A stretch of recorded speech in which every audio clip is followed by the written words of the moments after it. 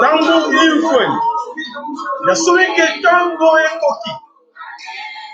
Ya soli ke to beta kambela na biso ke tango soki ekoki toyaka po ete to rebisa bino maye mazali koleka na mabele kolo Kongo. Ezali ya kokamwa te bandeko ebele na kalisi parmi vous bayebi ke topesa rendez-vous na biso na chaîne na biso oyo tobelelaka télévision Lolaka Yambuluzi Kimbangu. Et nous vous demandons de temps en temps de vous abonner massivement sur cette chaîne. Et la chaîne Oyo tout est en disposition na bino pour être tout looké la cabino ba sango to ba information ya solo pour être toyeba est-ce que vous allez concernant na bele Congo. Nous sommes concernés ou pas? Oyo ezali koleka na bele Congo. Qui doit résoudre cette histoire? Nani akotala yango et qui va trouver la solution à ces problèmes qui se passent au Congo?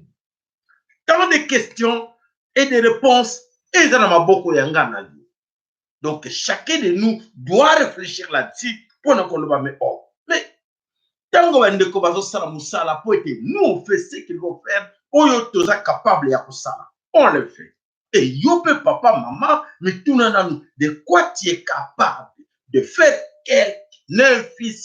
quelque chose pour sauver la nation.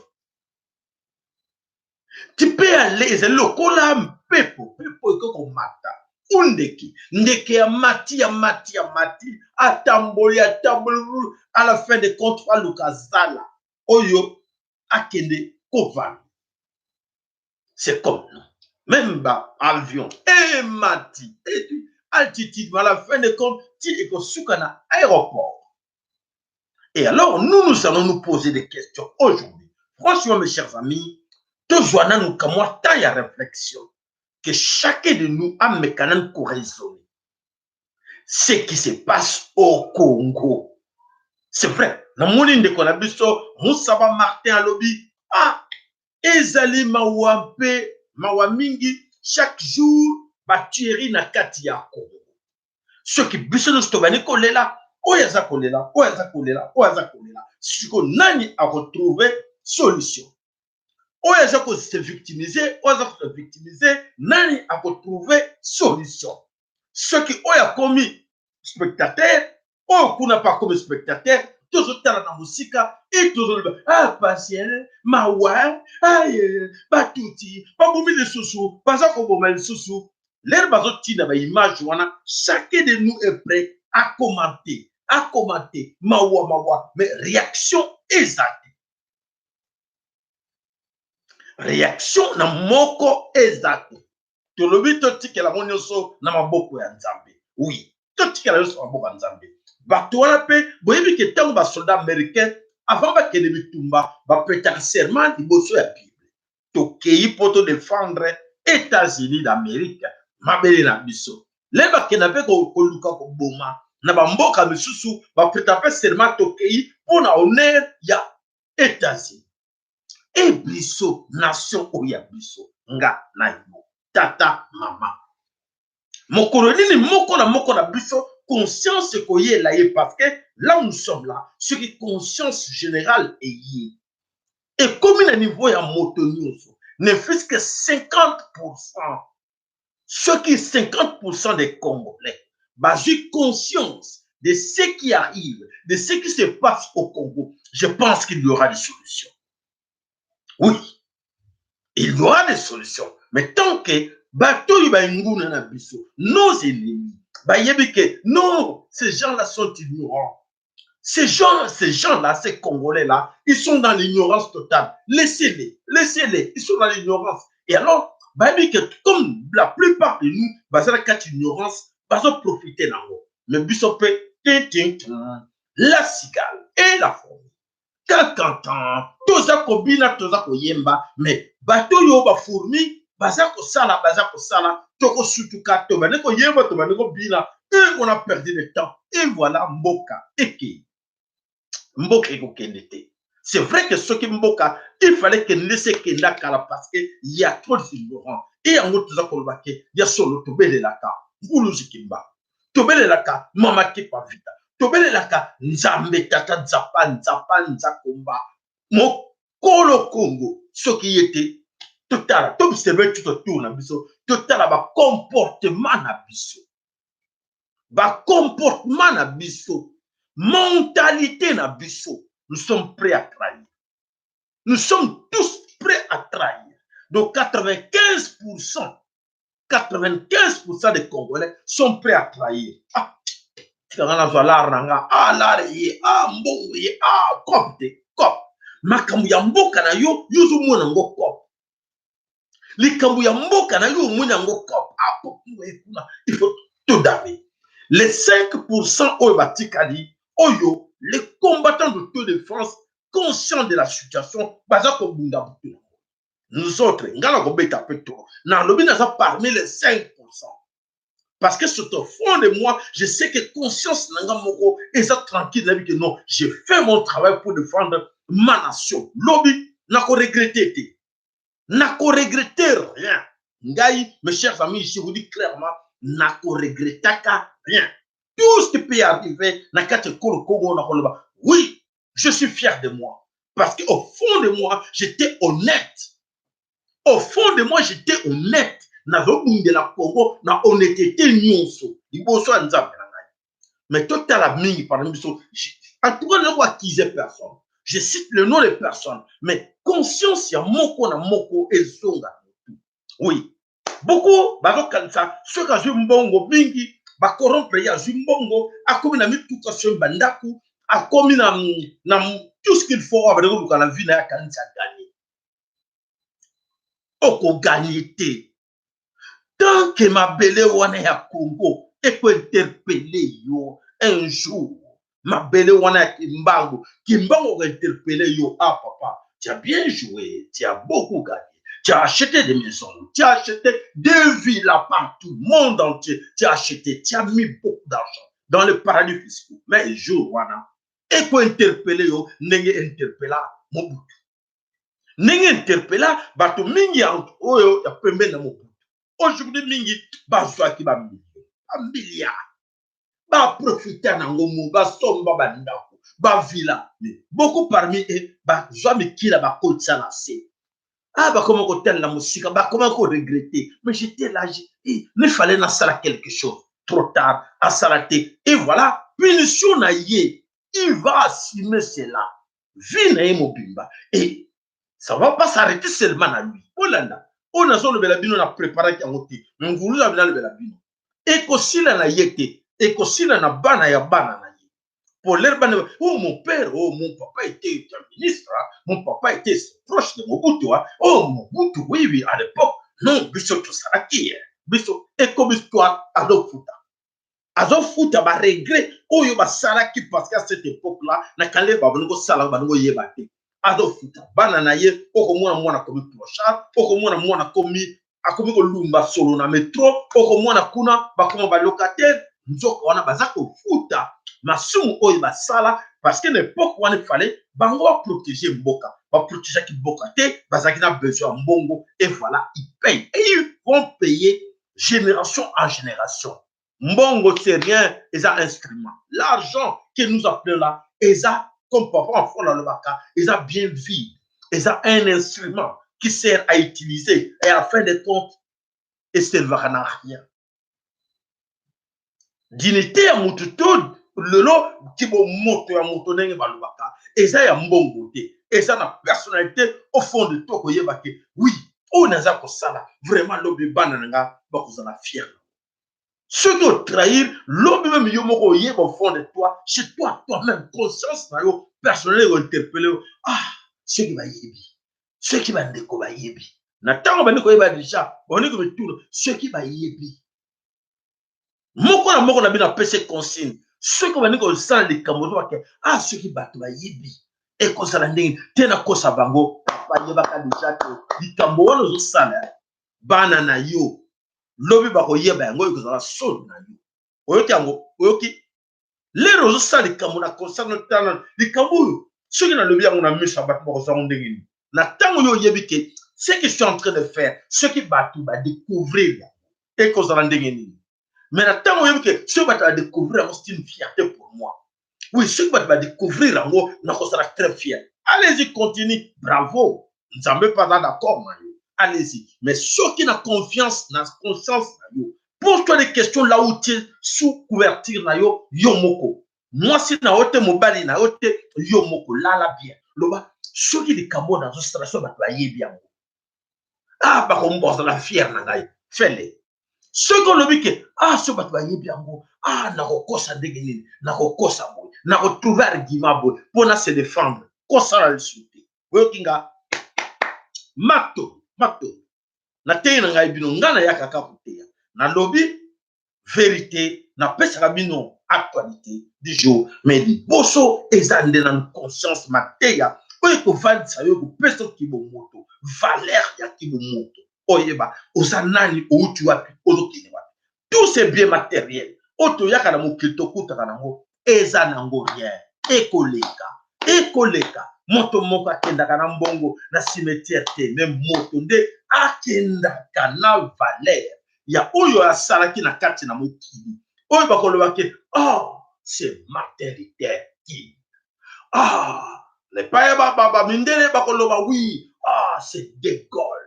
Ah, c'est pour asalaki fierté à mboka na babu, na mboka na ye. Et bato mboka na ye, baza fier, oui, ba pesa ta venu au Congo parce que c'est une fierté. Même moi na ya leko, koko na ye. Oh, oui, mon père, mon grand-père, c'est celui-là. C'est une fierté. Et bon yo, mituna, kombo na yo ko mama wapi. Kombo na yo ko mama wapi. Ah, vous savez, ah, mon qui traître, mon libi, escroc, aventurier, c'est lui qui a détruit le Congo. Dans la soni, bana na yoba yokaka, bano tika ko yoka soni wana. Na kanzi mingo yokaka ngo, tolbaka lelo tolbaka, ah nani o mususo yo ya dani ya katanga o dani. Moto akatanga ya kasraki bongo, oh merde, le nom est parti. Toko ebandeko, boko e debiso bo biso kombo na ye, o aselaki même mbongo na kata. Mutali bosa bandaki trahison na kata katanga lobi ki aka abakanze katanga asali chombe. Chombe asali mbongo, chombe a coopéré na mindele asuka ki wapi. Boka bana chombe quelque part. Eza rara, o kaneko mutabeta tolo nga mwana ya chombe. Boyoka kango ete abi. Boyoka kango ke bato beta tolo ke nga mwana chombe eza honneur. Mais quand même, bato musuro ko bana Lumumba bazo profiter na ngo ke ah moi je suis le fils de Lumumba. OK, le partout c'est une fierté. Mais chombe boyoka ya beta ki tolo. Bongo bakome kombo ya chombe. Ah, bombona ke sike kenda batebe kombo yoka soni. Aza mamusu cousin ou ndeko ya chombe ayoka soni pour baki. Nga nazali descendant ya chombe. Très c'est un collabo. Ndenge ba kombo ya bato ebele ekolimwa ete ya moko na bino po ete ko servir biso na mikolo esali koya na avenir na biso. Voilà tous ba spectateurs et les tout s'organisent pour na ko détruire le Congo. Tous otala la musika mais les tout s'organisent pour détruire, prendre tout pour eux, acheter toutes les parcelles pour eux, acheter des concessions pour bango. Tous au monde bazo somba et bazo somba nyonso bana mbongo bango kutseli ba yeba te mama soki ba yeko somba so tekela bango po bango bazo pesa cash mais sans faire les analyses bazo somba pona nini bazo pesa cash pona nini et mbongo bango boko sella bonini po bozo teka mapango na bino bazo somba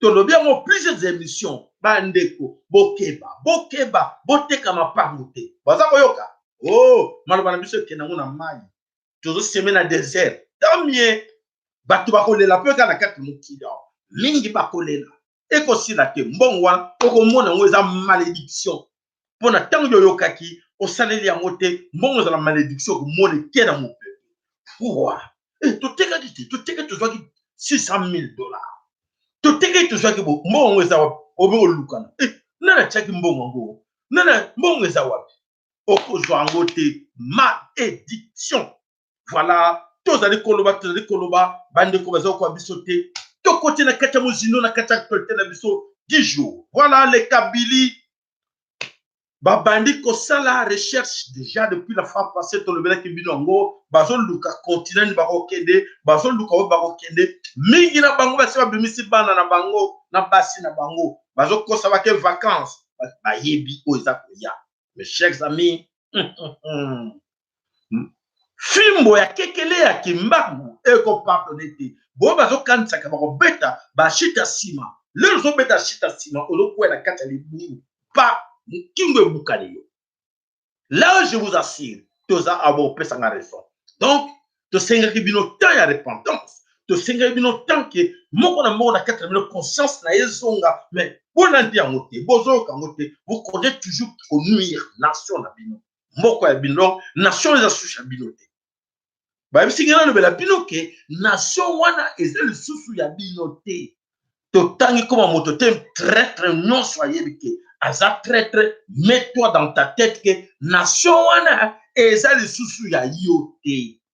Ato sombaki 5, 10, 15 mapangu, ato tongaki ba immeuble, bosana yango eza ya yote po mfulusha ko pinirio okomona ndenge ozanga yango. Okokama ke ozangi yango po eza bien mal acquis. Ezala na poto, ezala na wapi, obuza ko somba. Obuza ko chambonga Kongo we makila ya bandeko na bino boko mona bandeko makila na bango etangi pona mbongo ba pesi yo oko perdre yango tozali koloba voilà batuti babani ko choisir miso ba lebake na Moyen-Orient baza ko banga l'Europe miso ba ko banga États-Unis d'Amérique ba komi ko luka ba pays ebele bela ko kende mingi ba juge ba visa ba passer par ba pays mususu ba kende ki na Gabon ba kende na Centrafrique à partir nango ba jueli bana na bango ba visa e ba visa wana ekei ba kebi ba komi ko kima ba yebi a inondation boza ko mona eza ma sécurité wana rozala bataille ya kimbangu o eza ko pesa bango eza ko punir bango boko mona ba ganga kite o ba ganga ki cité de la fleur. Cité du fleuve, oui, cité du fleuve, excusez-moi.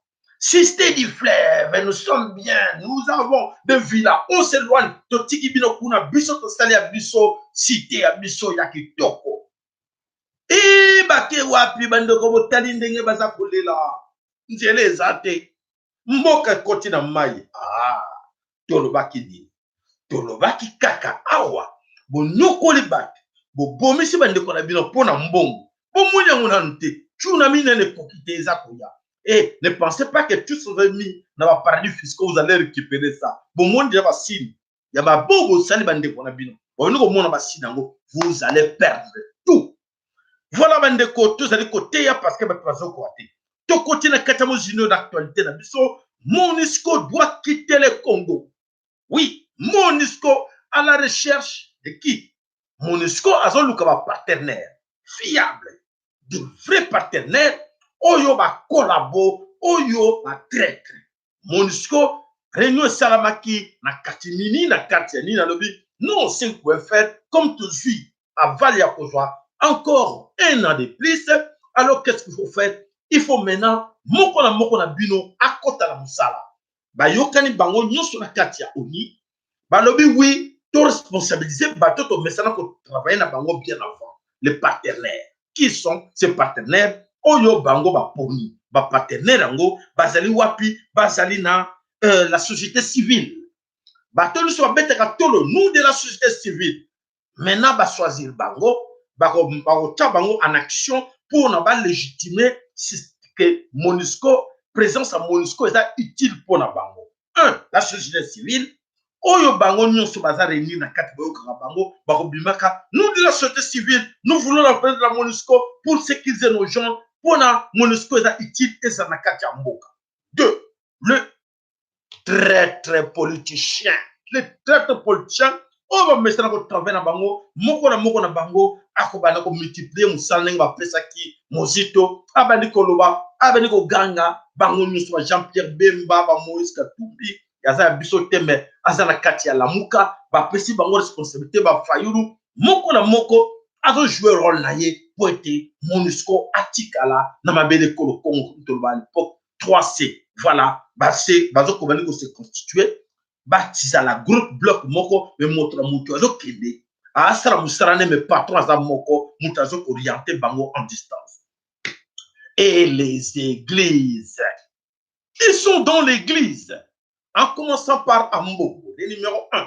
On a pris Ambongo, on a pris le pasteur, Robert est au contrôle, la stratégie est mise en place, il faut continuer, MONUSCO doit rester là-bas parce que c'est MONUSCO qui est à Wapi.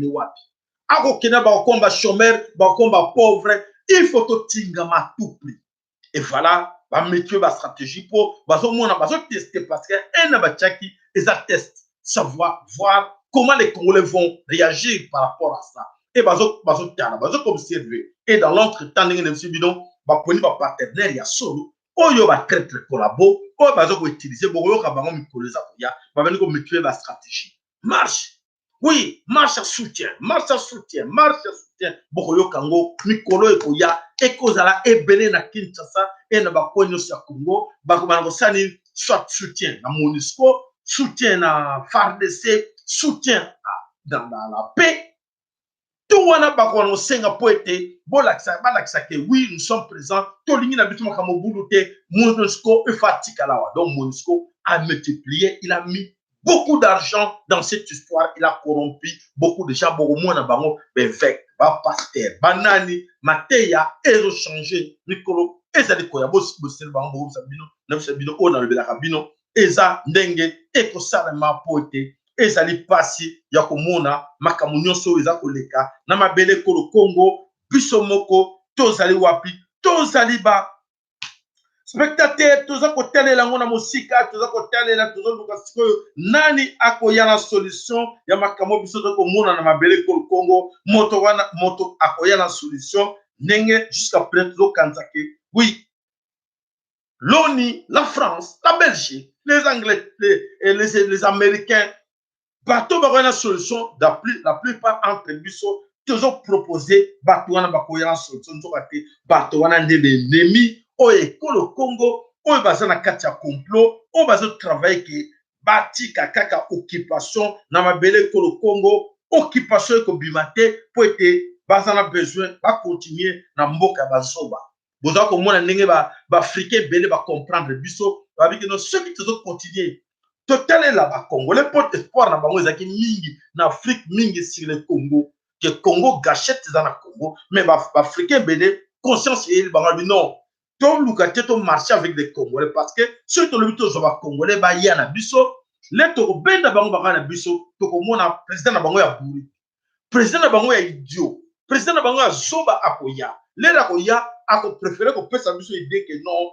continuons avec le système ça on a parce que Kagame nde moto azali ko diriger mabele ko Congo na kanisi biso no suza ko mona ngo tuza ko bango tout le temps que on comprend rien qu'est-ce qui se passe au Congo mais beaucoup parmi nous bazali nanu na katia na mituna bango eloko ezate bazo penser que solution ekouta na libanda solution ekouta na libanda que solution ezali kaka na mabele na biso moko bana ya Congo.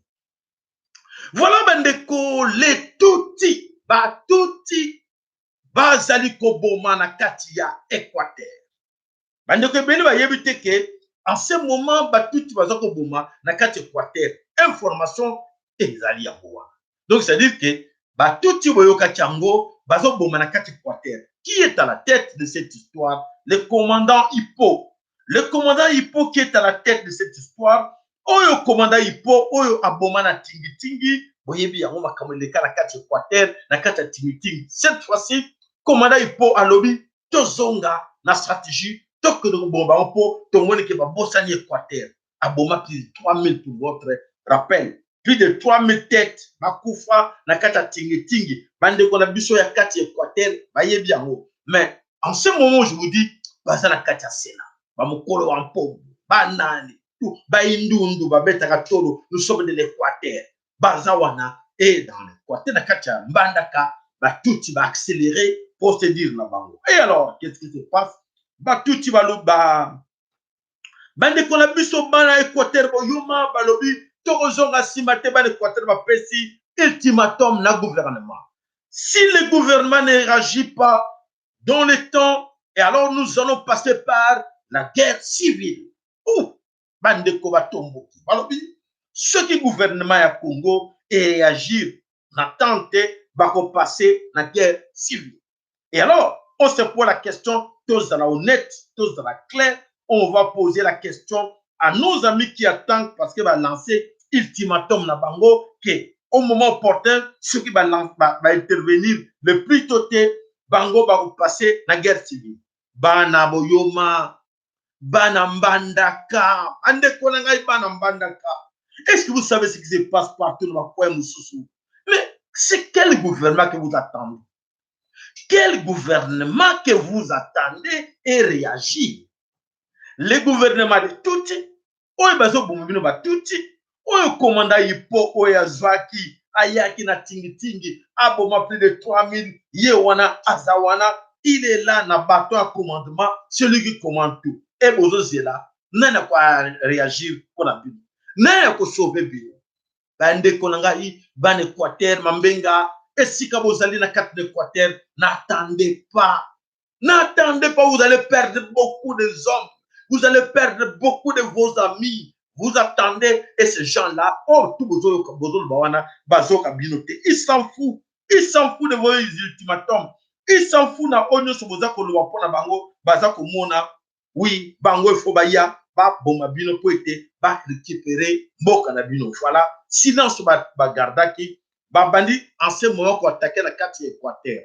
Nana ko intervenir, n'attendez pas. Défendez-vous. Motonyo soboko mona na sinia FARDC. Yeba ke yo wana ennemi.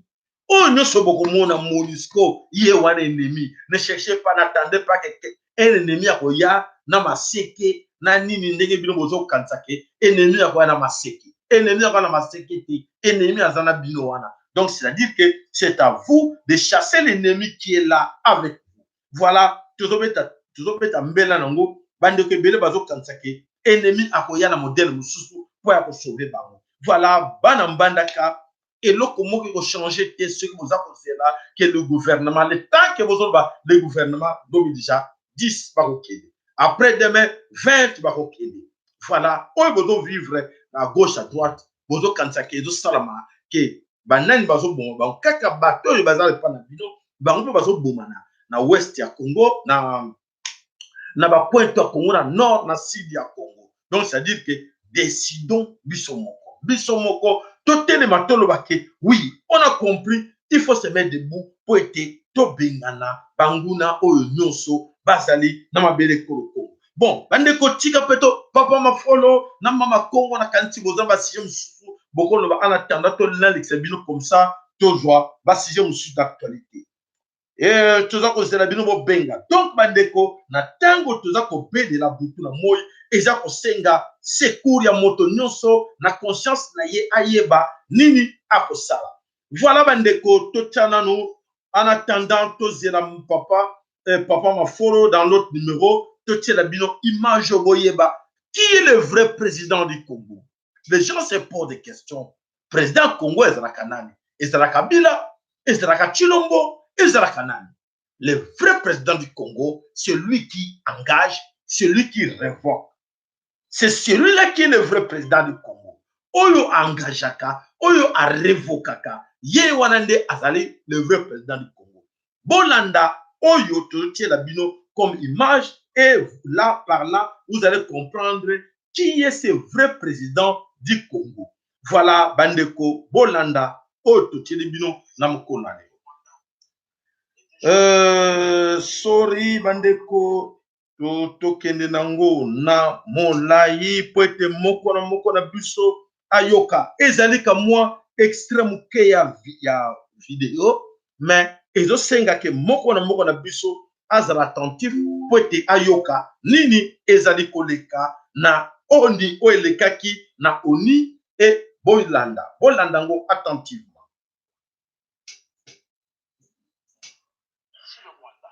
Voilà, tout est là, on dit dans Moulaï.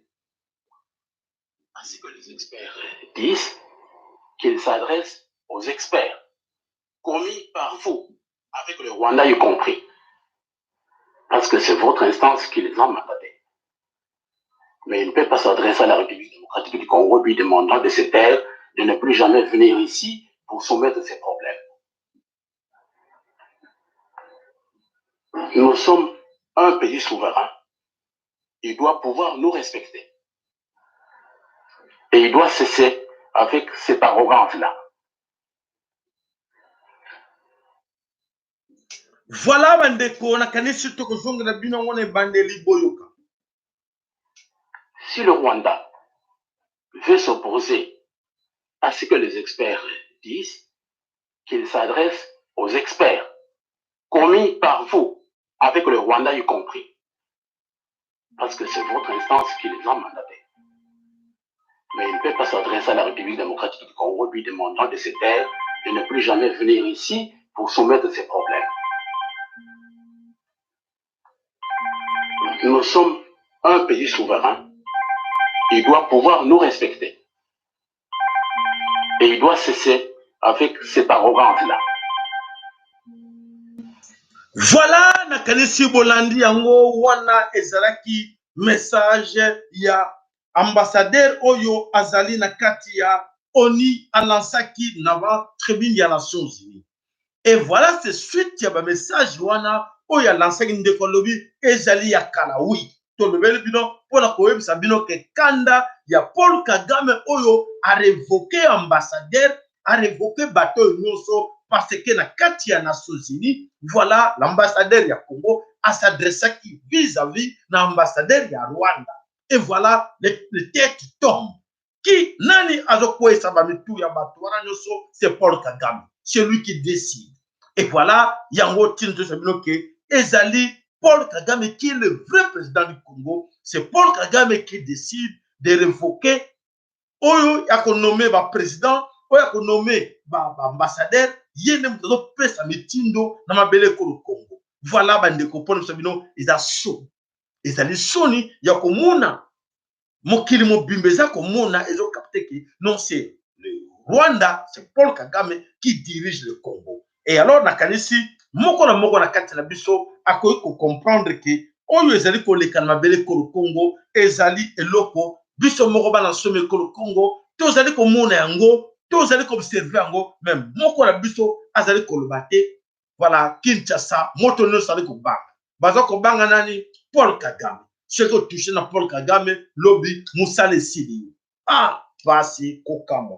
Papa mafolo na kanisi aza na biso wana to kanano nini elake biso na mokona lelo. Matondo mingi papa Sakaya Sayala. Ozolanda? Très bien papa tozoka yo. Matondo. Na pesi matondo mingi, na pesi binu mbote mingi.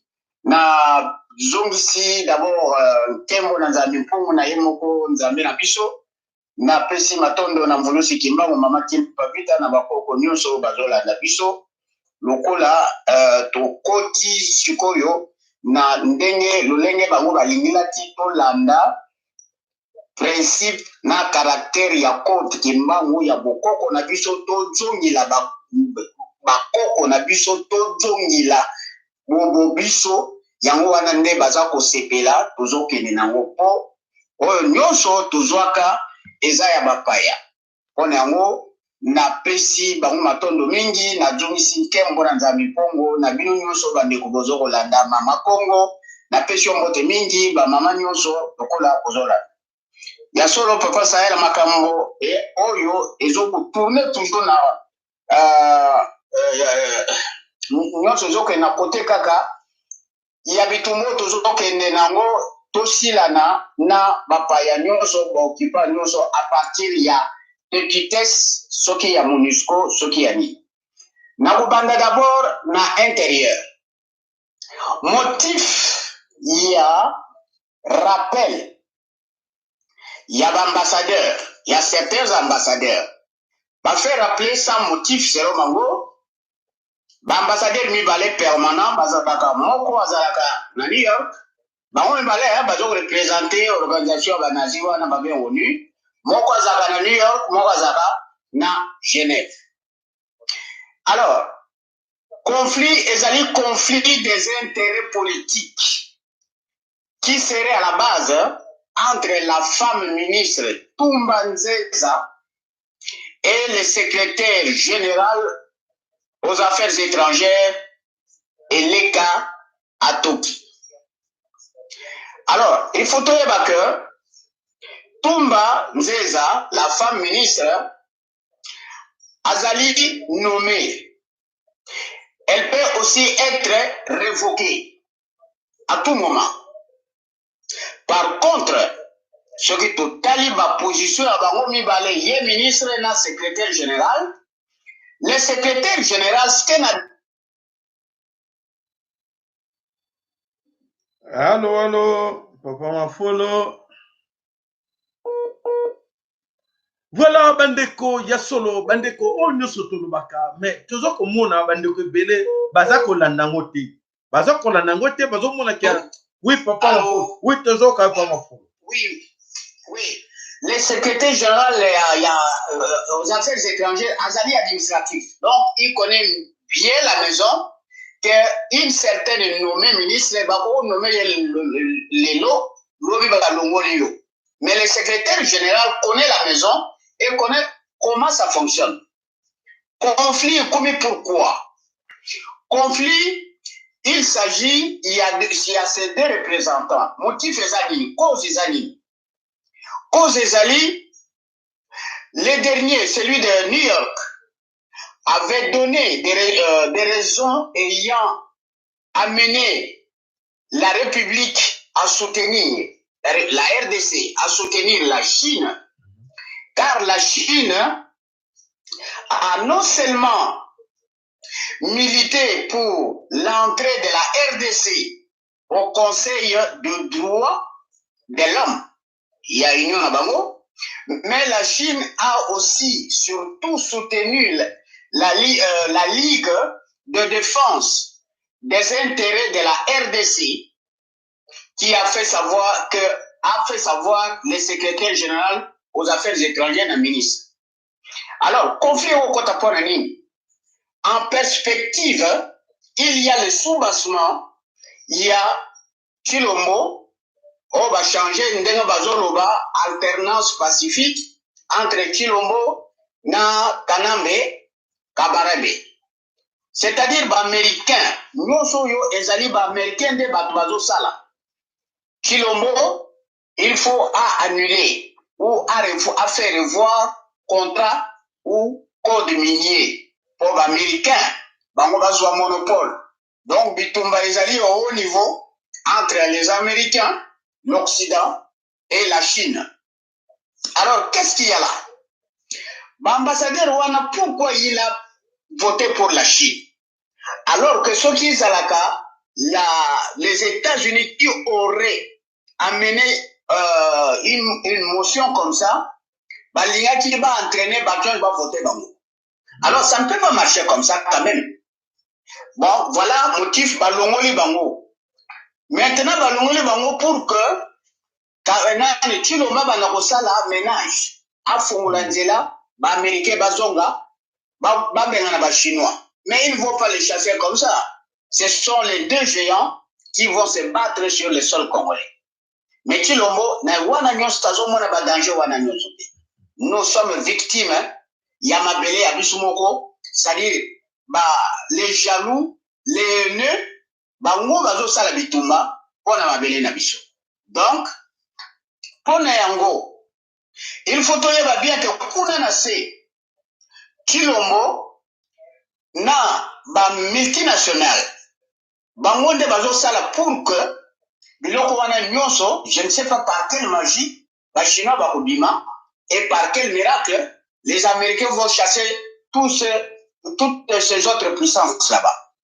Wana c'est pour dire que nous sommes toujours victimes et c'est Chilombo qui nous étale devant devant l'étal de la boucherie. Deuxième point, mais wana na côté la pena mbongo ezali déclaration ya François, Francisco, les chefs, les présidents, il y a Vatican, chef, il y a franc-maçon, il y a Illuminati. Alors, par ironie, à Keneki na Grèce, na l'île, l'île de Lesbos, na Grèce, kunanda kutani na ba migrants, bato nyonso, bazo kima, bisika nyonso, entre autres, surtout, biso baïn, africain tozo kima mboka. Qu'est-ce qu'il dit? Le pape François redit, il dit d'abord, l'arrivée, il y a pontifique, il y a aumônier na bango na Grèce, à lobby, à sali cérémonie. Na kati ya cérémonie wana, ezalaki présence, il y a 33 réfugiés arrivés récemment na l'île wana, na Bos. Et puis, aumônier pontifical, il y a pape donc, à lobby, à lobby à Pesti Malobana François, parce que François est allé sur place, et François dit ceci: l'engagement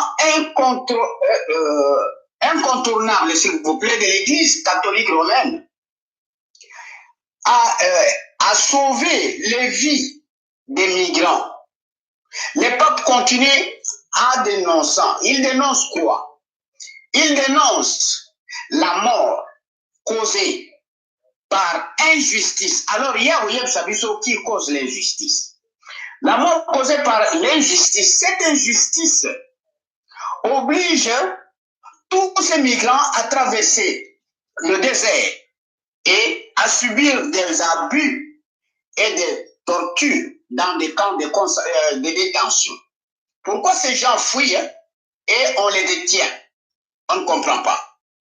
Cette injustice continue, il continue sa phrase, cette injustice qui, pour de nombreux plutôt réfugiés, sont obligés d'abandonner leur terre.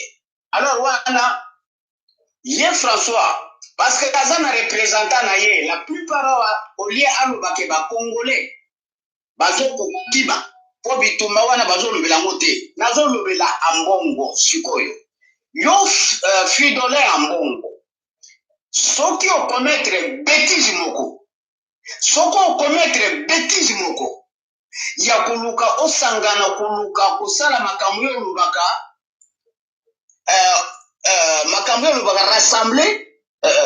rassembler pour réconcilier omnibus. Soko bandi yango parce que to komina sikoyo il faut tombomana. Yo ambongo. Soko landi, le pape ne veut pas dire que injustice wana ezali biso ngai pape na bantolanga, biso ba communauté soi-disant communauté ya ba bandit le voyou américain anglo-saxon qui cause l'injustice. Et c'est une injustice ou bien c'est une guerre parce que l'injustice ça peut se faire comme ça sans infusion de sang. Mais quand le sang coule à longueur de la journée pendant les nuits, on ne peut plus parler d'une injustice. On parle ouvertement d'une guerre rancunière contre un peuple qui ne veut pas faire la guerre contre les autres. Le pape, yo fraudilé en bongo, tant ekoki. Je pense que pour le monde soutane wana, ceux qui ont meki, Nicolas Tozo Kende, le coup là, mon père, soi-disant, va s'auto-prolonger. Programme, il y a des mercenaires, il y a MONUSCO. Bazon appui. Sur le terrain, il n'y a pas d'appui. Ni la société civile qui n'existe pas, ni l'église, toutes les églises. Parce que toutes ces églises sont venues nous embêter, nous emmerder. Église moko ebibate, yo ambon so komiti. Okoyeba que okozwana ba humiliation en kati ya mboka wana. Moi je ne vais pas prononcer des bêtises ici devant le public. Mais il y a bien aux humiliation. Parce que aux alliés, mission va passer sur la évangélisation. Quelqu'un évangélise quoi maintenant au côté de ma caba politique, bon va passer au banda pour rassembler bateau pour omnibus. Tolingi biloko wana te. Pape na yo yebi très bien que toujours coup famé azo yo ka soni pour à se retirer. Mais où est chrétienté na bino? kimo Kristo na bino ezali nini Yesu na bino azosala nini civilisation oyo bino mokenda kozwa ya ba chrétien. Le christianisme est une mode de vie. Hein? Ezali civilisation d'un peuple. Ezali pona kolakisa bato nzela ya bonzambi te. Le christianisme catholique romain ezali civilisation na bango. Yo okenda kokota yo ambongo frogila. Ozokosa siko lokuta mo elaki oki na mutu. Tika komeka lisusu te kosangisa koarrive kosangisa bato ke boyokana. Tozana bitumba, MONUSCO doit partir. Et pour MONUSCO, j'arrive bien. Ne faites pas la petitesse, ne faites pas la belle. Mais parce que vous faites autoprologie, alors que hier même, d'abord à Goma. À Goma, il y a eu un présumé policier. Ça doit être un Tutsi, parce qu'il est présumé. Ça doit être un Tutsi. Il a été lynché. Et un bureau de l'autorité de base incendié par les manifestants. Ces manifestations, les manifestations, c'est contre la MONUSCO. Vous de la radio Okapi, vous de la Deutsche Welle, faites très attention. Nous sommes en guerre, vous n'allez pas nous intimider. Et il n'y a personne à entendre. Parce que vous avez honte de sortir, vous de la MONUSCO. Vous avez honte parce que vous êtes arrogant. Par votre arrogance, la guerre vous attrape. Et personne, on dit personne, nos ancêtres, nous croyons aux esprits de nos ancêtres. Parce que le corps meurt et enterré, mais l'esprit vit. C'est avec ces esprits-là, nous vous ferons la guerre jusqu'à la fin. Comme vous avez honte de sortir de vous-même, et nous savons très bien que vous n'allez pas nous laisser sans coup férir. Le coup férir, nous en subissons. Mais, à la fin, vous verrez ce que les propriétaires de cette terre-là, celui qui nous a donné cette terre, vous verrez ce qu'il vous fera. La même chose qu'on a béni. À Béni, c'est toujours vous de la MONUSCO. Les activités paralysent par tuerie de 3 civils. C'est 3 civils. Hier, vous avez fait prolonger les mandats. Aujourd'hui, il y a 3 civils tués.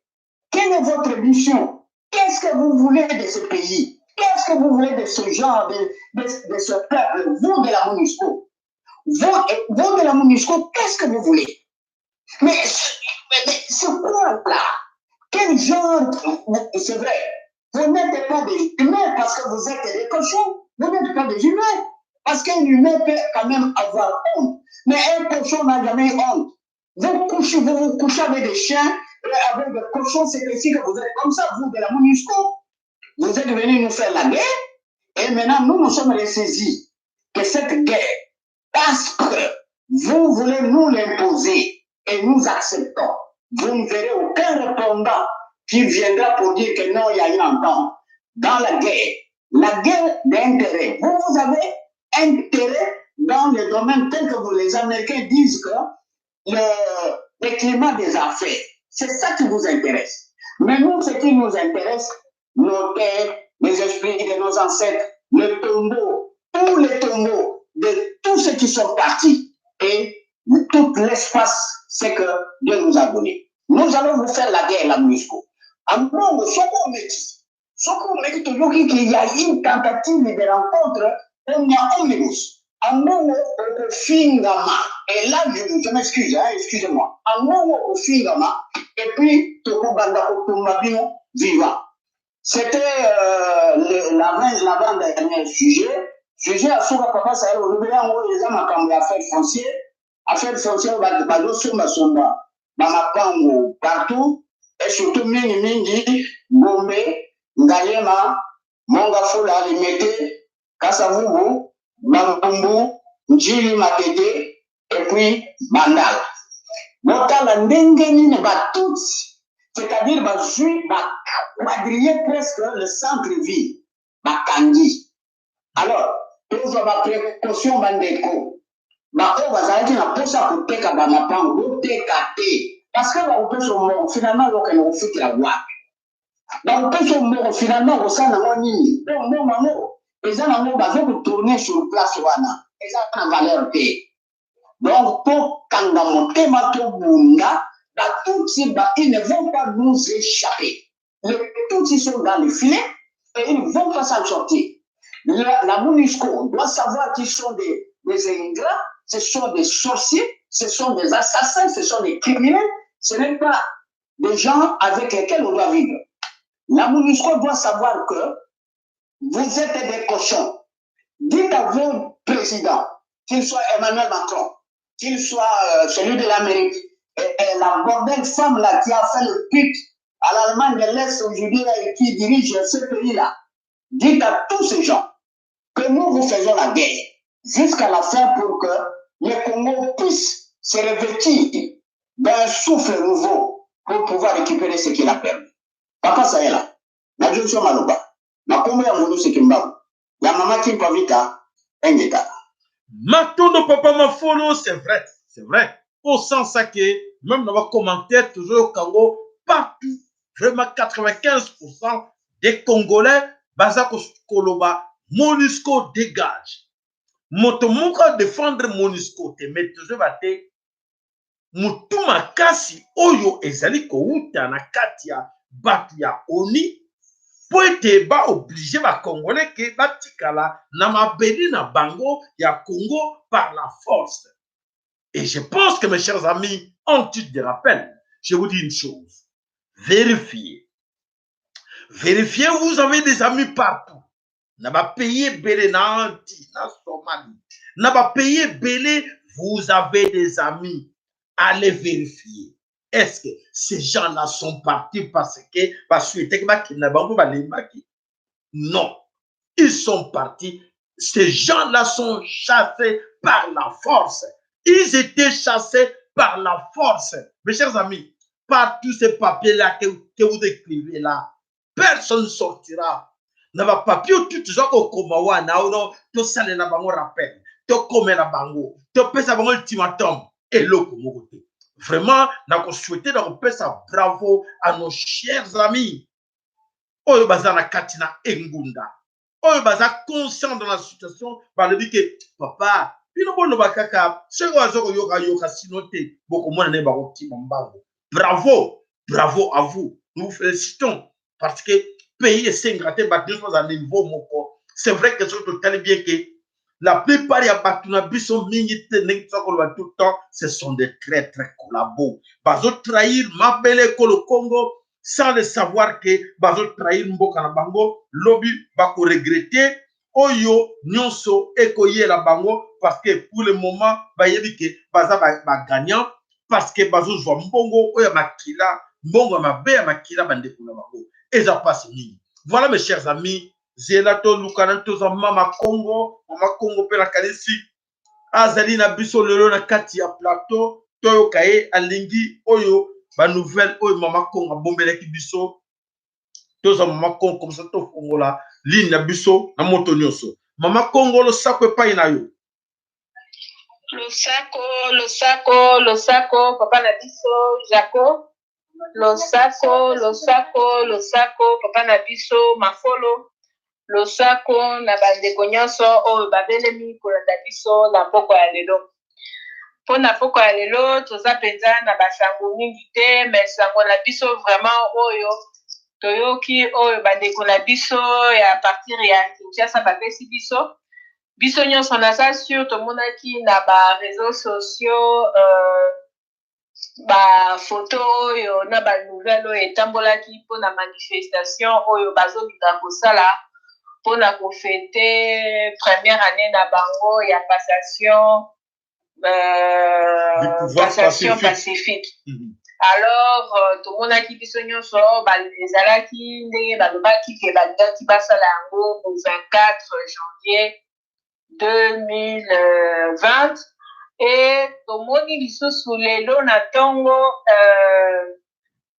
tweet ebimi na ba nouvelle ezobima que depuis Libreville Chilombo azo tweeté azo lobake ba nini makambo wana esalama te. Donc peuple aza na nzala, peuple aza na ba besoin mosusu wana eza besoin ya peuple te. Donc makambo wana ekosalama te mpo bakodebloke mbongo te. Wana toyokaki tomonaki twita liboso ya Chilombo. Twita mibale toyokomona ezalaki ya premier ministre Ilunga Sophie Lukamba. Ye mutu atwitaki alobi azomona bamakambo wana amoni keza bien bato bazoyamba ngo, mais ye en tout cas akoannule makambo nyonso parce que mbongo ekobima te. 6 millions wana ekobima te parce que eza babesoin oyo ya population te. Après tomoni lisusu quelque temps après Jean-Marc Kabound asali ba déclaration. Tomoni pe comment il s'appelle déjà ezakaka babatu Jacquemain Chabani azakape ekuna na IDPS ye pa asali ba déclaration. Donc un peu bango nyonso bapebele ya IDPS tomoni basali ba déclaration que bazokoya likambo wana. Mais tozomona bazo centraliser yango, tout tourne vers Félix, donc tout tourne vers Chilombo. Net que non Chilombo comme alingi yango te biso pe tokotika yango epase te. Alors bandeko na biso oyo baanalyste na biso bazalaka na Kinshasa bazwaki makambo yango bakendaki vraiment kosala baenquête bayeba ce qu'il en est. Mais na baenquête na bango basalaki il faut comprendre que ezalaki une façon moko mpona baremonter la code ya Chilombo. Parce que bazomona ke Chilombo aza balingi ete aza na crise moko ya légitimité ya makasi. Et puis makambo ya mbongo tout le temps eza kobima bato bazolobela tellement makambo ya mbongo, surtout ndenge bato bazomona pasi balingi baremonter code ya Chilombo yango bakreaki soi-disant likambo wana de façon que tango bakoannule yango, donc tous les mérites ekende pa ya Chilombo balobaki non baannule yango parce que Chilombo baboyi makambo wana. Donc nyonso wana eza kaka bamanipulation, bazolinga komanipule peuple alors que makambo eza nango vraiment ndenge mosusu. Donc tomitika te na kati ya bamanipulation wana, ce sont tous des assassins, ce sont tous des voleurs, des bandits.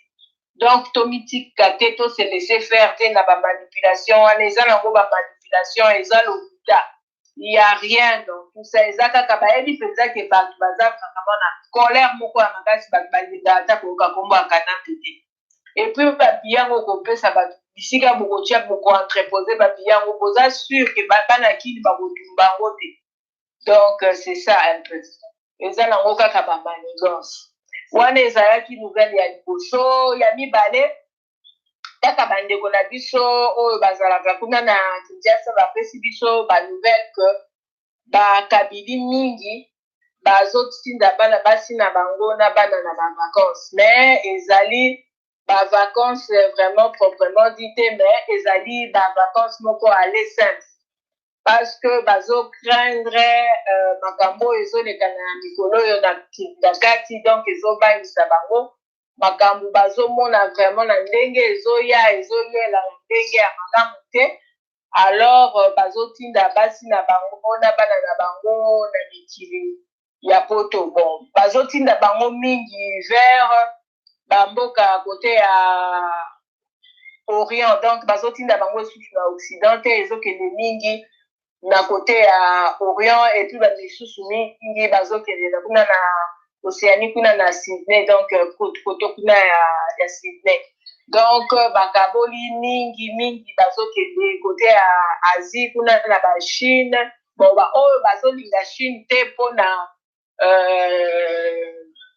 ba Chinois ndenge bazalaka un peu na makambo na bango, bazokende mingi kote kuna ya Sydney kuna ba mingi lokola ba grand espace ezalaka kuna ba mingi basombi bavila bazotinda bafamille na bango kuna. Donc kuna ezalaka nango mpona koimmigre soko oza na mbongo na yo oza na ndako ezalaka nango facile donc bato wana bayiba tellement mingi donc mpona baimmigré kuna ezalaka un peu facile donc batindi déjà bafamille na bango donc bana kini bofungola bamisu bamai wana ezokotela bango na bandako en tout cas bino mpe bokende kokota donc bolanda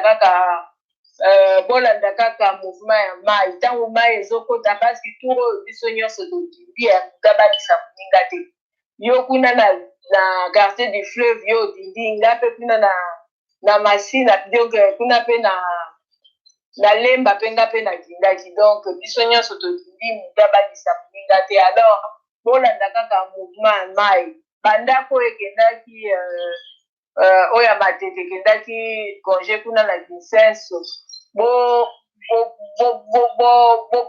na bandako mosusu eza kuna na ngombe eza kuna na meza donc bato baza te babimibimi bango tu bazwi basi na bango na bana donc bandako ezikati kaka ndenge wana toyebi te soki batiki banani donc bana kine donc botelema boselese lisusu faire te et puis ya suka oyo vraiment bapesi biso na bandeko moko bomoye mpenza topesa kombo ya bandeko wana te parce que bapesi biso message oyo balobi pendant que kabila kananda aza na batourment oyo ezokwelela ye na bamakambo oyo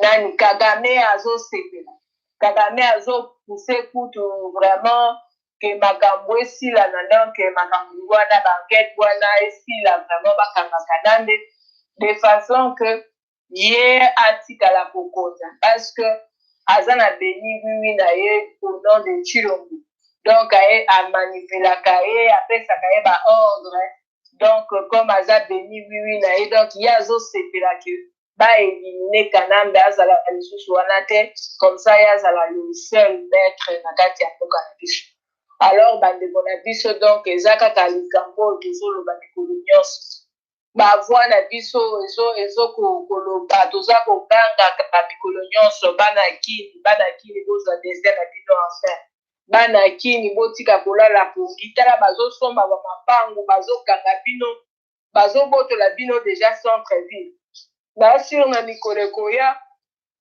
baopekisa bino bobandesu même pas kokota na kati ya centre ville wana alors banakin vraiment il faut bola botika kolala pongi wana ya babebe merci papa matondo banakin bolamuka toza kobelela banakin bolamuka toza kobelela bino moko boboyi kolamuka et voilà mvuluzi kimbangu abisi bino ke bokolamuka bokolala te bokomprendre yango tobisaki bino bolamuka tobaki jour mosusu nakanisi mingi bayokaki tobaki moto alingi kolamuka te basalaka nini naye na bino ayebi yango te soki omoni ndeko moko aza na bolembu aza kolala oyo sekweye lamuka ayoka te basalaka nini na kati ya famille boya na mai soki obwakele mai akolamuka soki obwaki mai na mbeto wana akolala lisusu te et voilà pomoni mai ekoteli bino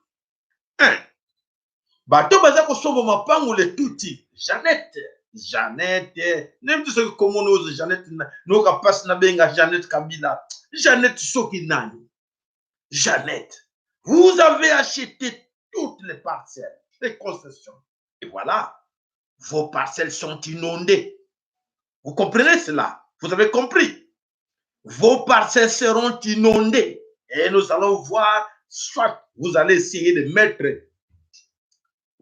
ces parcelles dans l'orbite ou quoi. On verra bien.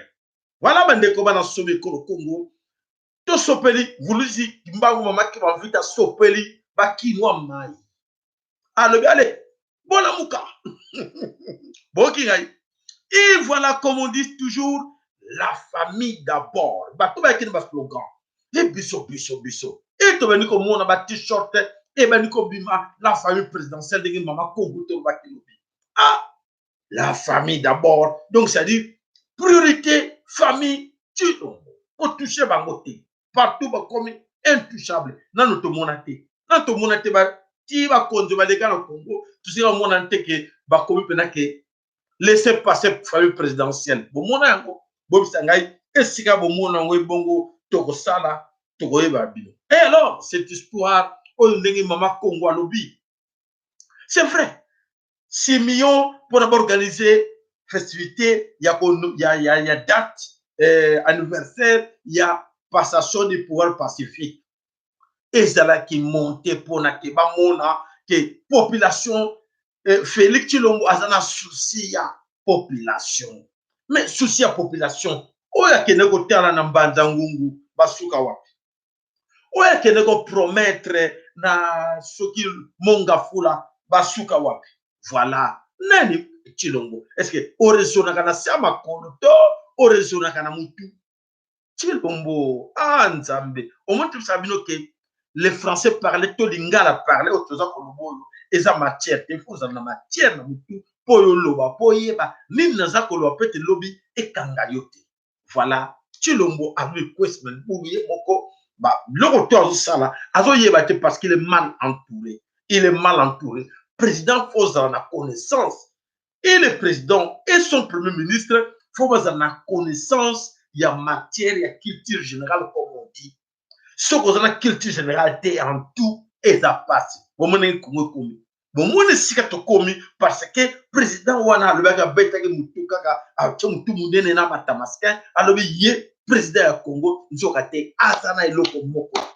Culture générale ayebi eloko te. Donc na kanisi même na kanisi ministre des travaux publics comme c'est que non pour la kocha makadamo yo il faut to luka ba vitre to cha kondima. L'air ba comme c'est que non ozo mona pour la mboka ebonga il faut to luka ba nzete to zo ba nzete nyuso ya forêt équatoriale to kata yango e mboka ko mona lumière akondima parce que ba connaissance ya matière moko alors mututé. Il n'a jamais géré dans sa vie. Mes chers amis, élevez la cabine rien. Quelqu'un qui n'a jamais géré. Bandeko, ba téléphone à biso, et c'est là qu'on fait un moment, ou à l'ingo intervenir à propos de l'émission, à benga, to tike le bino, banzela, nous sommes balés, et ça qu'on fait un moment. Quelqu'un qui n'a jamais géré, même deux personnes, que non, aux anabana mi bala, moussal, toi, tu viens à telle heure, demain, c'est l'autre qui va passer, et comme ça, vous allez faire ça. Aïe, bien l'autre, attends les gablos, ok. Bon, gestion na ya sala nini na vie na ye. Gestion ya Tshilombo asala ezala ki ni koteka ba carte IDPS. Et ce qui a teke ba carte ayebi teke fo ko approvisionner ba kokot ko imprimer mususu.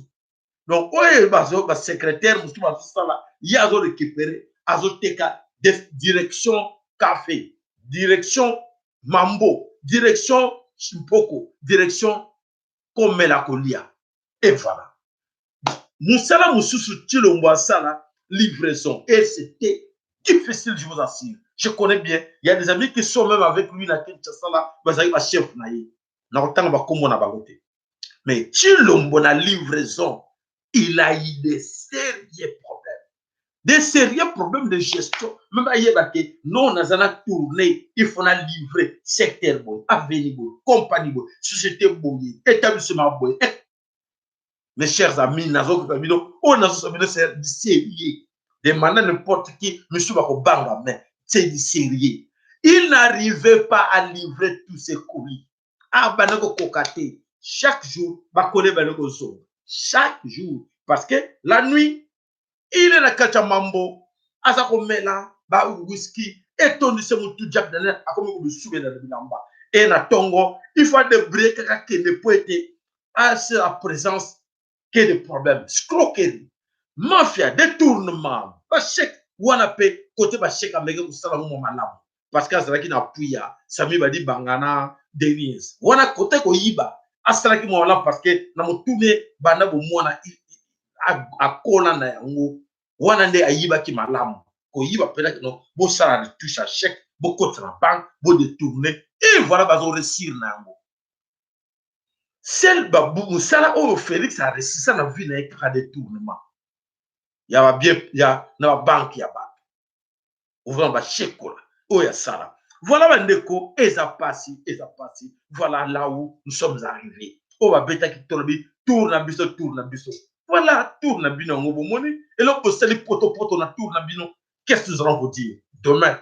Vous allez dire quoi? Et ça tourne na bino et résultat ni na tourne na bino parce que tour à bateau nous sommes sala moko mona comme tout le monde en hôtelelo pays est dirigé par 3-4 présidents tour na bino moi tour na bino mabe tour na bino mabe bozana décision te tour na bino mutu moko donc bozana bate qui dirige le pays mais les politiques Kabila kanamba azalaki wana azalaki ye président mais sikoyo comme na tour na bino toyebi te soki Kagame moto aza président toyebi te soki politique kanamba aza président toyebi te soki Emmanuel Macron aza président baprésident bakomi ebele badécision comme partout voilà tour na bino ya malchance tour na bino ya malchance voilà bandeko bana some kolo Congo totikali encore na quelques 10 bonnes petites minutes si oyo alingi à intervenir numéro de téléphone ezala ko fongoma comme ça bobenga bandeko bazali kamu ya ko bakisa voilà eza passé ya ko mona ce qui se passe au Congo bande continue de rappel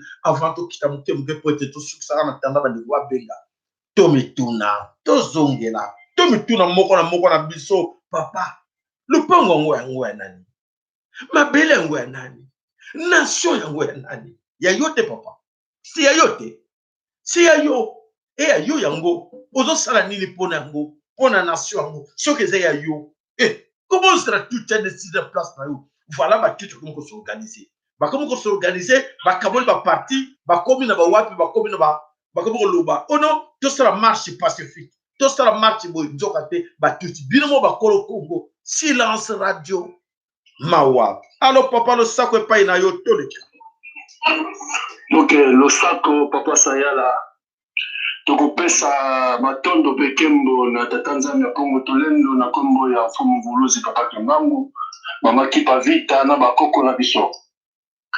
Alors papa Sayala ngai nazali kobwata lisusu libanga epai ya bandeko biso ba oyo tozali libanda na diaspora. Donc bandeko na Kinshasa ndenge ezali wana ezali devoir na biso ya diaspora. Alors ba révolution nyonso esalama na monde ezali diaspora ya mboka na mboka. Donc ya ba diaspora ni mutu ezalaka toujours guide ya ba révolution ya monde, guide ya ba changement, guide ya makambo nyonso oyo ezalaka kendo mpona kotombola situation politique économique ya mboka ezali diaspora. Bandeko bakanisa te ke ano ndenge tozo koyoka wana ke ono na Kinshasa kuna botelema na maloba. Non, to reconnaître responsabilité na biso. Ezali responsabilité na biso to s'organiser biso nde tokola musala bato ya Kinshasa. Biso soki toza koyeba yango te. Alors, na ba Belgique, na ba Canada, na ba France, place communauté zali makasi zali monene. Na différence ba oyo bamboka oyo ba Congolais penza bazali penza mingi te banini. Malheureusement, na kopesa position na ngate, mais si quand azali société na biso congolaise eza makasi te. Mais nzamba kosala kaka ke tokozomona kokota partout koluka pona to respecter rôle na biso. C'est la diaspora. Soki Kinshasa wana peut telema nazo répéter ezali diaspora. Donc moko na biso ayeba eloko wana. Toluka to alléger charge na bandeko na biso armée nationale du peuple pona mission oya Kinshasa. Puisque bana na biso na Kinshasa sont totalité ba université na Kinshasa moko na biso azali na bana ba neveu ba cousin dans le niveau na bango. Un licencié, un gradué, mais vraiment mawa mingi. C'est encore des enfants. Baza capable de le comme côté. À cause face beaucoup des erreurs, il est athée. Donc ezali biso diaspora. Une fois de plus, cherchons ya kozo ba responsabilité na biso, nous la diaspora. Matondo ya solo était papa et olobi ya solo. Mais qu'est-ce qu'il faut faire? Comment diaspora ou la diaspora? Parce que ce total il n'a aucun nyonso to kotala ke tozali na plus de 10 millions de Congolais. Oyo babima na libanda, otoko benga diaspora. Et alors, ceux qui moko na biso azu responsabilité. Cette responsabilité que je vous demande par des actions individuelles et ciblées. Moko na biso alobi, moi à partir d'aujourd'hui, j'ai responsabilité de engager des jeunes de chez moi na quartier nanga na kwe nanga na province nanga na région nanga na joie fisque 3 ou 4 jeunes ou 5 jeunes na charge nanga parce que l'humiliation tu dois vivre, personne ne t'épargne là-dedans. Humiliation moko azali épargner nango azate. Et alors quand moko na biso azali que azali épargner nango te, il doit faire quoi? Il doit bouger. N'attendez pas que quelqu'un d'autre soit à ta place. Donc prends tes responsabilités en main. Chacun de nous a le baquet. Non, l'action individuelle est ciblée. Tant que le baquet on a quand il veut y baramote, non voilà mon okonini, non ba action koningana koningisa.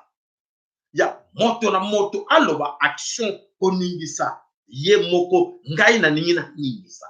Ngai na ningina ningisa ne sikoyo. Boyoki ngai bo musuba comprendre action individuelle ciblée. Donc action individuelle ciblée ngai na ningina ningisa na bokasi nyonso ngai. Le yolobi ngai ndeko pa lobi ngai mama pa lobi ngai ndeko mwasi ndeko mobali biso lobi ngai ngai. Le tolobi ngai ngai ale ngana bandi.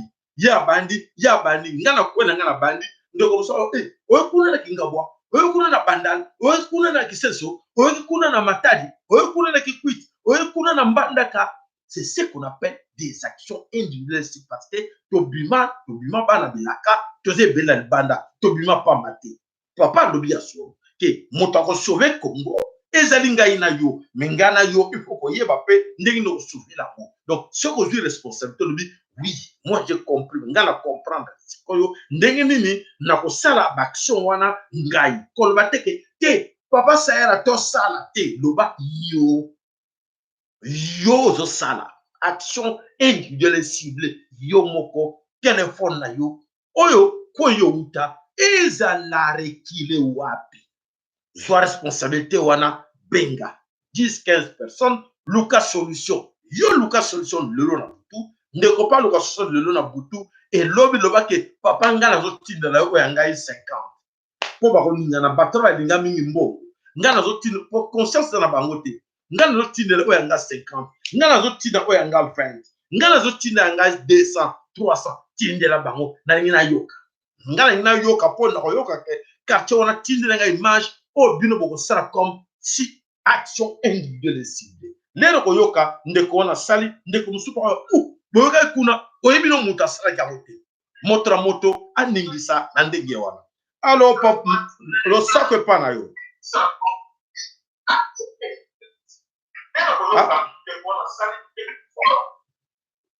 allô oui allô lo sako lo sako oui na linga na lo bana pesa moi information moko na sololaki c'était semaine passée na tout na solo na balobi na mabo omoni bato bazali kokanga soit disait balobi bazali ba FDL bazo kokanga na Goma bato ande ezali bango bazo koya komema na Kini donc bato wana bazali kokanga ba mibali avion oyo soki Air Rwanda wana eyaka komema bato wana na Kini. Donc pour le moment bato tozali na bango na Kini po bandeko bazoloba bazofongola misu te ezali bato wana basalaka badega kuna po bazali préparé bazokosa ke bakangi bango me bazotia bango na avion bazoya kotika bango na Kini. Wow. Wana nazwi information na Kini. Voilà. Mais ça je me suis douté bango te. Semaine passée ezana le na biso moko na nie ya 10 ans na yebi te soki bafamille na ye bazolanda il faut lekona totia ye maboko. Le wana atelemelaki professeur na kati ya classe bazali kotangisa bango balobi babelge babongisa zaye boyeboye leki ya 10 ya mwasi alobi na maître na bango alobi stop chef na bino ayaka na mboka na biso akoma badebele donc balobi professeur atikalaki kotelema batikalaki ya pepe 10 minutes 15 minutes avant tangi azoloba sute classe evandi tinya après les quoi bagi na bundo donc soki ba parents na ba famille na ba zolanda wana baza bazali ki futo tya ba bon to pese kula mwana na biso ya mwasi ya 10 ans wana le kabi na leo donc voilà ba information na zaki na ngo mais oh bazola ko ba est ba kona ba mwana bazo kosa bazola ko tika bango na ki ona ba koko tozolo de la wana na fine esa joana ki bato na tiki malo. Voilà, bandeko na kanisi boyoki message ndeko papa pesi alobi ke bandeko bazo sala ko bazo kanga kuna soit de so moni balobi la FARDC batie maboko na ADF nalu baler bazo kanga batwana bazo kena bango api destination Kinshasa. Destination Kinshasa bazo mema bango pour préparer ma coup na Kinshasa non. Bo sala ki kuna quelque chose sala mo siko na Kinshasa. Voilà boyoki yango. Bazo ya na air Rwandais. Papa bisoto yakawa na kati ya lolaka ya vulusi kimbangu kopesa bina information. Oya vani na kuene ya lobi ke te makamona bino wana tika ngai makamona lingana nga oyo kangote lobi ko za tu dawo. Nana njema kike lupango na bango kota mai.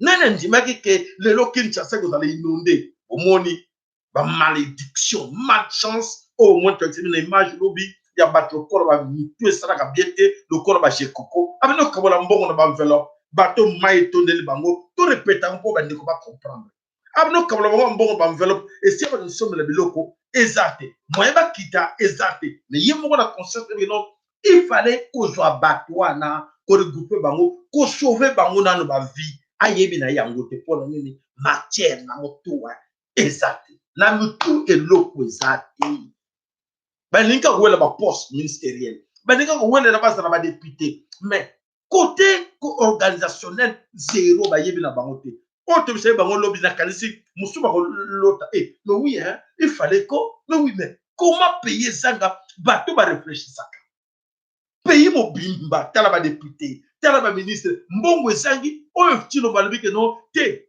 to boya to dépenser 6 millions mais pour aller chercher ces gens là na banda kuma na likolo ba toiture wana kozoba hors bord kozoba moyen nyonso ko kenete baba ni ko récupérer ka batu wana basali une semaine 2 semaines de cola toiture ya ndako imaginez vous boza na place batu wana est-ce que bolingo na batampa yebi na bango te pour que tal tu va faire dans bando tala bazo tika bango ya ko zwa e mwana nga yebi mai ya cheke ya zui mai mon cher ami biloko wana eselenga pasi na laki biete na mutu mobi ezo sala pasi po ete biso moko tozo meyeba te musala tozo sala na mabele kolo kongo tozeli bato mosu basala na biso alo ndeko losako epa na yo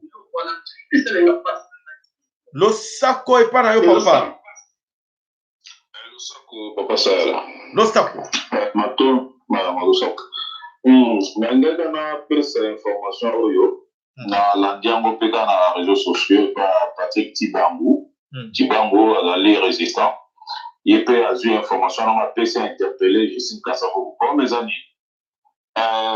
aza na baa na grande sœur na bango ene mwana Kasavubu ya liboso je crois ya mwasi babengi ye Kiatazab ye azalaki lombo ayembaka nzembo moko so princesse Kiko donc ye wana epuis ye azalaka mobutu asalaka mwa maka na ye liboso epuis la atiki Bisengimana arécupéra mwasi wana babi aza ye na mwasi oyo mosusu kone Mayumba Kala azalaka ministre à l'époque maréchal bawana bazoteka mabele grave na niveau ya bakoko abi bazosala mosala moko grave parce que mwasi wana mipesa na ye kote barwandais bazoteka mabele babiaka kota matadi kitati so bakota bakisambu bazoteka grave bon peut-être papa na ngo atika mabele ebele et puis bazoprofite par rapport na yango banda koliquide vraiment bien comme il faut. Alors, si on a Patrick Tibangu, bien que tu aies na maman Justine Kasavubu bien, mais comme vous êtes comme maman Belé, tu interpeller dans les médias, dans les réseaux sociaux, face à justifier pour des cambo. Comment de qu'on a pour ça de l'eau en Nengiwa?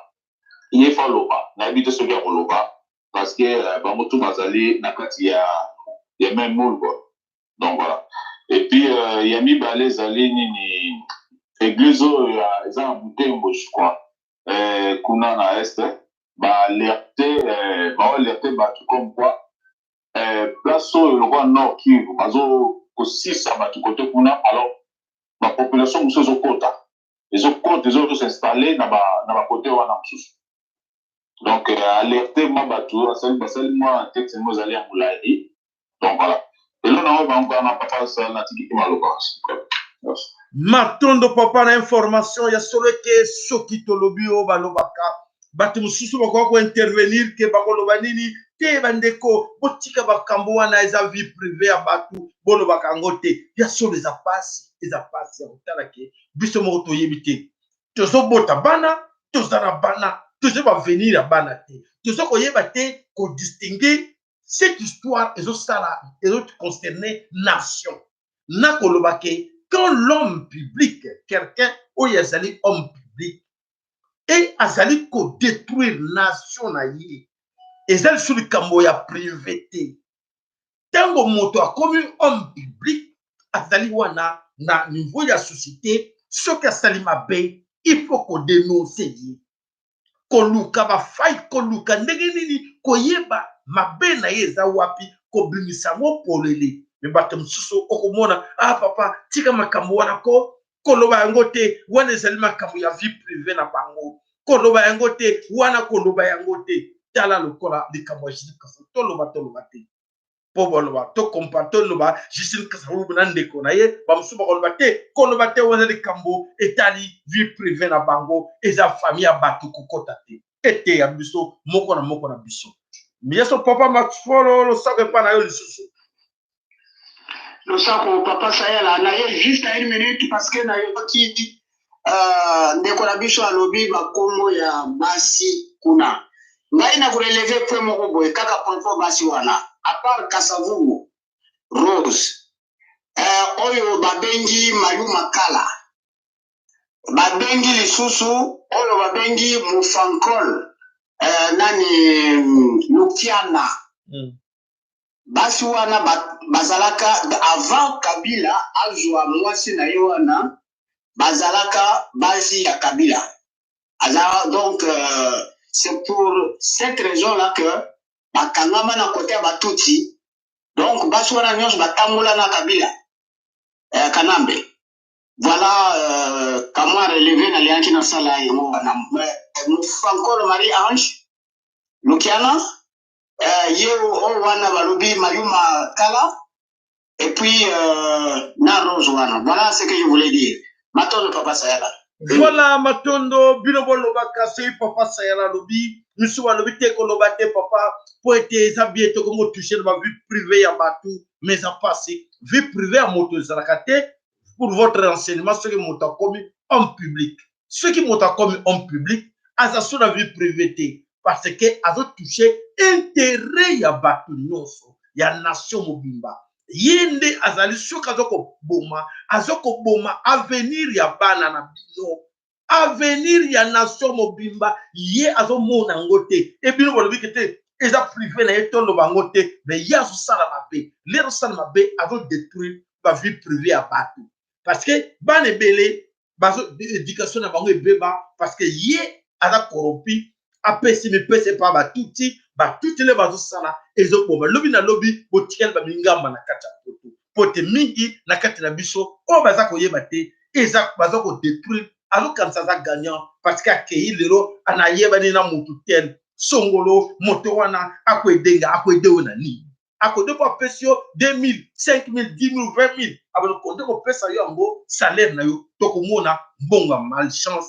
mbongo malédiction va profiter na ngote ndoka zande malchance ezokota na yo na famille na yo na bana na yo ozokotsa bango na mbongo ya malédiction ya bandeko na yo o makila na bango eza kotanga na mabele ko Kongo bandeko na yo ezali kaka te obotama na ye mama moko tata moko te ndeko na yo yo be na Kongo boza na ye bouta Kongo eza mabele o ya Nzambe bana be na Kongo biso nyonso ezala mufayeli mungala mukongo muluba toza ba be na Kongo na tango yo ndimi te tikanga na dia na ngala na nga eza ngo kopte tikanga lia oyebite ozokotsa libabe na kati ya ndako na yo malédiction et kolanda yo kanti ozo gagner ozo gagner te komona eloko moko ya muke ko yela yo tia kobi ha mukile ngate tika ke ko sambela oh oyeba kite pendant combien des années oh straki mabe nzamba bana ko tala yo leloko mo luka mbango refuge o ko sambela oyi mabe no sana mukile o détruisa o yeba kite ke nzamba tida na biso bolingo mibeko mpe misala bolingo mibeko mpe misala na pesi na bino ngwana moto njoso ya motema mabe ya luka kaka ye nyonso ya ye nzambe apesa kaye etum voilà bande ko bana somme ko Congo ngana yakalanga comme côté ya papa na ye na lobi na pesi bino information o ya yoki c'est bien et puis côté ya pe zanga raté te ya ka bande ko pona ningi de bino soki na ningaki bino te je m'en fous na ko tika bino ndenge wana bobunga na bino banzela bozala bakaye mais tant que zote ya bino et important peu bino l'importance peut que bino pe bote ya bana na bino bote ya pe bandeko na bino bote ya pe ba entourage na bino bo yeba tout d'abord ke ngana za nani nzambe atidanga na mokili pona nini rôle na ngani na ko jouer to mission na ngani nini na ngona mokili na mission na mokili na zala kaka moto o na zala ka sima ya bato mboke tonda bomengo ezo lesa mokili mobimba yo zala kana sima ya bato moto moko bimaka par hasard yo na ye moto ko bimaka kuna par hasard yo na ye ah papa ah mama mituna te mitala opese yano avi na nge kozala boye nzambe atina nga na mokili nazala kaka boye nazala kaka malombo nazala kaka sima ya bato na te nzambe atinda o ndenge wana ndeko na ngai nzambe atinda o zala moto kozala nyama te o babwakelaka mikuwa. Voilà, merci na bino nyonso o balelaki biso na mokolo na lelo topeseni rendez-vous na biso lobi pour la suite ya émission na biso abonnez-vous pas sur notre chaîne et tika na bino ba chaîne obele moko na kanto bele la to yebilo ko bele la ka nzambe azana biso ne vous en faites pas maman tata et siko telemi ngwi zala kaka wana nzambe azana yo oyo bazo ndima yo te oyo bazo ko mona yo soki ndenge nini yo na tango na conscience la tranquille yebake nzambe na yo azana yo et comme tango ya nzambe o besoin ko mona ba mpela o besoin ko mona ba inondation o besoin ko mona nyonso ezali ne nzambe mukavu sala bo kanzete za za Congo boyebi en Kinshasa boyebi en moto bo mona mai wana ezote ya bino te ba signe du temps ko mona ngote ah o yo mona ngote etali. Voilà le socle paina yo papa na biso mbuta MKN Sikozali le grand sponsor officiel to pesa le sako to pesipe le sako na ba oyo banso bazala ki le na kati ya chaîne na biso to bosanité deko na biso grâce dumbundu love boy d'ici big mama le socle paina yo kala malu le socle paina yo alo limité to bosani yo te ki dinkela lemba tobosani yote ya solete boto zana bino elongo lo sako epai na yo papa na biso mafoni lo sako epai na yo mama Congo esika yo zali na famino libota na mobimba lo sako epai na yo CNT live mote na yo ndeko ino lo sako epai na bino nyonso ndeko Soleil Sumani ya soleke toza wana tolingi bino mingi tant tolingi bino mingi bandeko to senga na bino bozongela biloko misato bolingo mibeko mpe misala bolingo na tango olingi ndeko na kolinga mabe ya ndeko na yo te olinga te ofaire souffrir ndeko na yo mpona mbongo okolinga te otrahir ndeko na yo mpona mbongo po ete bolingo esangisi bino na ndeko na yo ya moswahili na mongala mokongo moluba ndeko na yo parti moko mosapi na yo mibeko oyo nzambe atinda na kati ya mokili kobosanaka yango te mibeko na nzambe ntango olobi kendo tika nakenda nga nakota na baloge nakendo nasala bopo ete nga na ganye etali yo misala talaka misala oyo ozosala papa mama mitalaka mituna koluka te lelo ozosala ya mabe mpo lobi olukela nde nzambe opesa nzambe tort nzambe nga likambo nini nzambe nga bana na nga sanu papa nzambe papa boyiba te bele babomisa bana ne mamsho eloko moka muke bana ole quelque part cha batie mwana mbeli nzoka te misala mama ya mabe misala tata mabe poete analaki nzela ya diabolo. Voilà malédiction, malchance et zuba. Mbongo ya mabe, mbonga koyiba mingi asomba kiloko na ndako te. Bande ko botikanga na edebino musuza wana asomba kate même bombo ya pamba aotina bana joie. Ale toyiba joie na bana na ba mama nyonso boyibi. Nzoka te ya solo mbongo ozo se ozo na yibaka ozo sombaka bitanda kwa sombaka biloko. Ba belle bani cycle nyonso joie kaka tia akomi munena bimi asepeli nazo futa dette coloniale to foot sa bango avec MONUSCO dette coloniale ya ko yibati to benga na bango parce que bango be mbongo bazona dette coloniale ba sala bango ba fortune na bango wana boko kamwa parce que bo moni yango déjà ninga baza ko lela butu na moyo po bazwa yango Kagame bango kancha ko joie batokangi robine kama mikolo mike tala Kagame azolela les biens mal acquis et ko profiter la personne. Voilà ma grande puissance comme kolela kolo ya Congo ete ya bino moko na moko ayeba nini akosala poete tote ape bana na biso pona éducation to pesa kabino musoko lobelanga aujourd'hui papa na retenaki une chose na retenaki regarde na comme na nzela e kosala nga pesa fierté que oui bandeko na nga babe na Congo ba changer bakomi na kibomoto bakomi na nzambe sur bango mais so kanti ke nzambe yo obobanga okenda na église butu na moyi ofuka makali boso sango liboso pasteur liboso nini même ça les amabe zéro okozwa eloko moko. Voilà matondo ingeta ibobo